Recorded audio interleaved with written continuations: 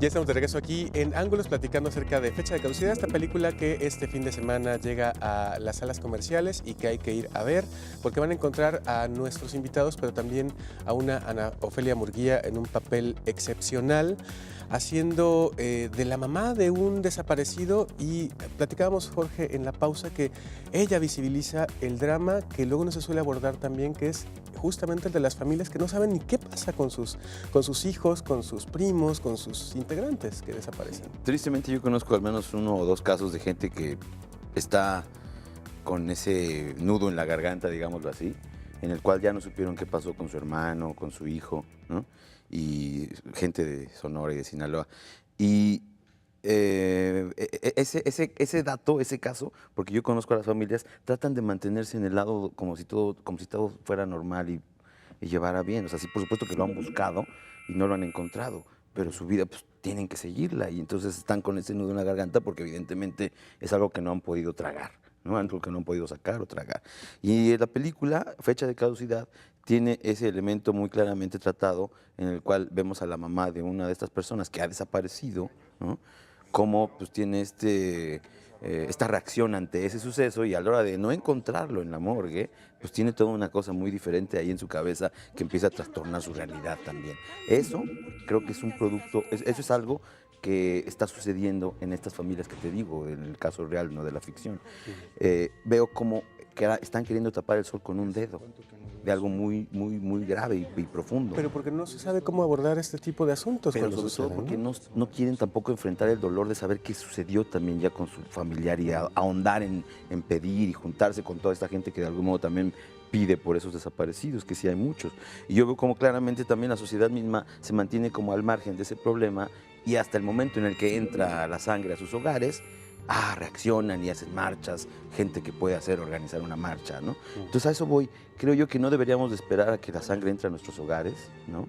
Para que tengamos una actitud crítica al respecto de ese problema que, pues, ay, qué bueno, desaparecieron, pues ahí están, ¿no? O sea, si el hecho es, están muertos, a lo mejor ya pasa a ser una cifra. Pero el hecho de decir, están desaparecidos, es como si fuera un limbo que pues, dices, ¿dónde está esta gente? ¿Y por qué no podemos buscarlas? ¿Y por qué no podemos exigir su presencia? Entonces, creo que la película Fecha de Caducidad tiene en ese sentido un lado muy cargado hacia hablar de la familia, de la gente que deja, que tiene este problema y cómo vemos su reacción ante ello, ¿no? Claro.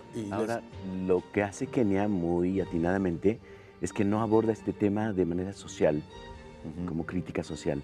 Está implícita, por supuesto, pero vemos a una madre, el amor de una madre, que quienes tenemos madre, porque hay gente que, perdón, pero no tiene madre, sabemos lo que es, ¿no? En la búsqueda tiene un calvario enorme, un tránsito pesaroso en busca de su hijo.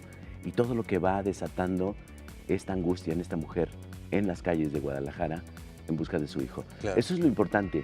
¿Y cómo se le trastorna su percepción a ella, yo Sí, digo? cómo un ser humano da todo, hasta su cordura, Exacto. por el amor que le tiene a su hijo y que quiere encontrar. Claro. Y eso es maravilloso de parte de Kenia. Y es un drama que hoy estarían viviendo por lo menos 2.200 familias que, de acuerdo con los registros oficiales, habría, por parte de la Comisión Nacional de Derechos Humanos, habría en Jalisco en los últimos 6 o 7 años, Fíjate, ¿no? 2.200 casos. Y seguramente es lo que vivieron los casos recientes que hemos visto de los 7 chavitos que desaparecieron en Lagos de Moreno y que luego aparecieron únicamente restos de lo que después de pruebas de ADN se supone fueron sus cuerpos, igual que el caso de los chavos de la Ciudadela que de repente desaparecen y aparecen en un rancho allá en la primavera. En fin, es una historia ubicada en Guadalajara con cosas que podrían estar pasando hoy o pueden estar pasando hoy en Guadalajara con las familias. En cualquier estado, yo digo, en cualquier Fíjate que estado, no solo en Guadalajara. Como yo siempre he dicho, yo no soy una persona de ideas, sí de emociones. Y no de palabras, o sea, sí de emociones. ¿Cómo es posible que Alemania o Japón hace 60 años estuvieran destruidos y ahorita son potencias? ¿Y cómo es posible que con muchísimo menos gente, muchísimo menos espacio? Nuestro país es muy vasto y muy rico. ¿Cómo es posible que México esté cada vez hundiéndose cada vez más? Porque ahora tenemos 60 millones de pobres. Y el campo en el abandono, salvo los grandes rancheros que tienen riego y maquinaria, que son, digamos, en comparación son 10 contra la corrupción. qué cosa, desde Santana, pasando por Díaz, por Obregón, por ¡puta madre! Y todos estos que no le atinan. La corrupción es una cosa tremenda que no nos deja crecer. Que lo ¿no? triste es que está desde la partidocracia institucionalizada, ¿no? Porque ahora lo que te dicen, por ejemplo, cuando uno saca casos periodísticos en donde hay corrupción, es pruébamelo jurídicamente. Eso es muy triste del como no país. dejan rastro, luego parece que no existe. Eso es muy triste del país, porque hay infinidad de denuncias todos los días, todas las semanas, en muchos semanarios o periódicos, ¿no? Denunciando acontecimientos reales y no pasa nada. Exacto. Sí, yo estaba filmando fuera del país cuando me enteré que pues no, el hermano del expresidente aquel libre Había y salido. se le regresa todas sus cuentas. Ah, cabrón. Muchas Sí, gracias. quién sabe de dónde, pero a ver, compruébenle que fue. En cualquier otro país, un suceso así hubiera tumbado al presidente en el momento. ¿No? En cualquier otro país hubiera llegado hasta ese nivel. Y aquí no pasó nada. Sí. ¿no? Aquí no Donde pasó hay- absolutamente nada. Donde hay presidentes, Claro, realmente. elegidos No- democráticamente, y claro. no presidencialismo y grupos de poder que están aferrados, agarrados. Y no estas falsas democracias como la que vivimos en México, porque en México es evidente y todo el mundo lo sabe, universalmente, mundialmente ya se está manifestando, en México no tenemos democracia. La democracia tendría que ser económica. Olvídate de hablar de eso, ¿no? Sí, no, claro. Ahora, ahora que lo mencionan, tan no hay democracia que luego resulta que 13 millones de mexicanos son los que terminan eligiendo al presidente de 120 millones de mexicanos Exacto. y que no hay ninguna especie de aliciente para que vayan los mexicanos a votar y que haya una mayoría legítima eligiendo a los que nos están gobernando. Son mayorías muy simples cuando les conviene y cuando no, ahí sí nos ponen candados, por ejemplo, cuando hay participación ciudadana o la creación de partidos políticos o candidaturas independientes, de metas dificilísimas de alcanzar para que la gente no le entre a minar esa partidocracia que les resulta bien, bien cómoda, porque solamente moviendo a 13 millones de mexicanos pueden lograr que un presidente como Felipe Calderón y con un poquito más de miles de votos, como Enrique Peña Nieto, tengan el destino de la nación en sus manos, claro, sirviendo a ciertos grupos de poder a los que sirve la partidocracia. Podríamos haber hablado de lo que están haciendo ahora con la reforma educativa. Es decir, lástima que ya no tenemos tiempo. Vamos, están procurando que los mexicanos solamente tengamos un nivel de trabajadores, Exacto. de mano de obra barata. Porque ahora ya grabaron con IVA Educación. la educación. Entonces, pues solamente los que tienen dinero van a poder educar a sus hijos. Y ya no solamente los que La tengan dinero van a gente- poder terminar la primaria nada más, La digámoslo primaria, así. la ¿no? clase media que se esfuerza por darle una educación mejor a sus hijos no va a poder. Difícilmente pueden pagar y ahora además IVA para cerrar ciertos huecos y ellos sí no se quitan nada porque el partido viene maravilloso, todos trajeaditos, formidable, ¿no? Todos unas camionetotas y todo el mundo es un cinismo Ofensivo. absoluto. Ofensivo también. Ofensivo. Pero la película, vayan a verla, se estrena este viernes. Vayan a verla. No es de todo esto que estamos hablando que suena tan árido, pero vayan a ver y piensen, cosas importantes, hay que convivir con nuestros hijos. Apague usted la telenovela, no le da absolutamente nada.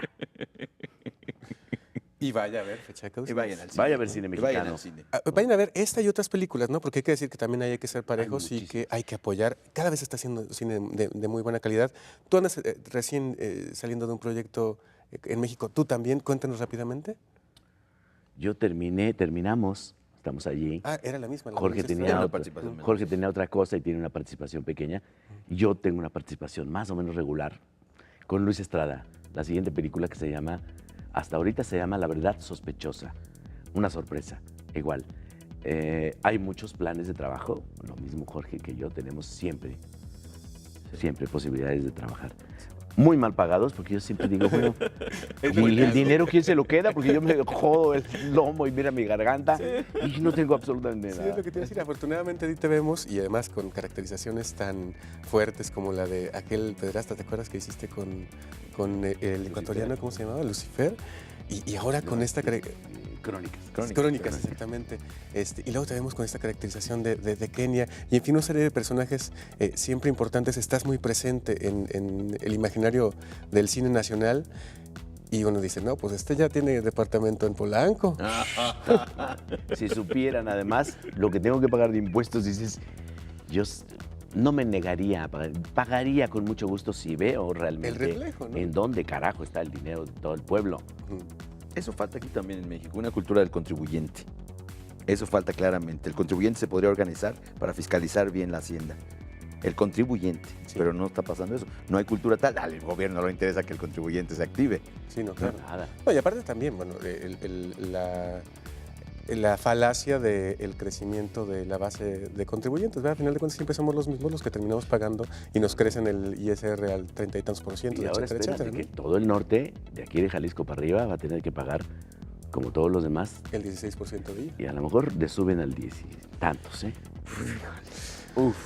Bueno, pues muchísimas gracias, un placer tenerlos de verdad por acá. Jorge, muchas Ojalá vayan a ver gracias. pronto, fecha de Damián, caducidad. este fin de semana es la meta, que vayamos todos y que se mantenga en cartelera para motivar con la taquilla que los empresarios que manejan las salas de cine la dejen. Y por lo pronto, pues también la invitación está para que los vayan a ver en las salas, además de ver los bustecines. Muchas Oye, gracias, sí, ojalá vaya. Cine mexicano, pero también fruta mexicana, arroz. Busquen, de verdad, las frutas grandototas, alguien me dijo que la que tiene un 4, esa ni comprarla porque además es transgénica. Busquen las frutas pequeñitas, son las que tienen sabor. Es decir, consuman lo mexicano. Sí. En cine, en arroz. ¿Cuándo en has visto un frutas. comercial de un plátano, por ejemplo? Porque se vende solo. Exacto. Claro. Bueno, por cierto, ahorita está Caloncho, un músico mexicano promocionando la fruta mexicana, ¿verdad? Que me viene. Qué bueno. Ya acaba de sacar.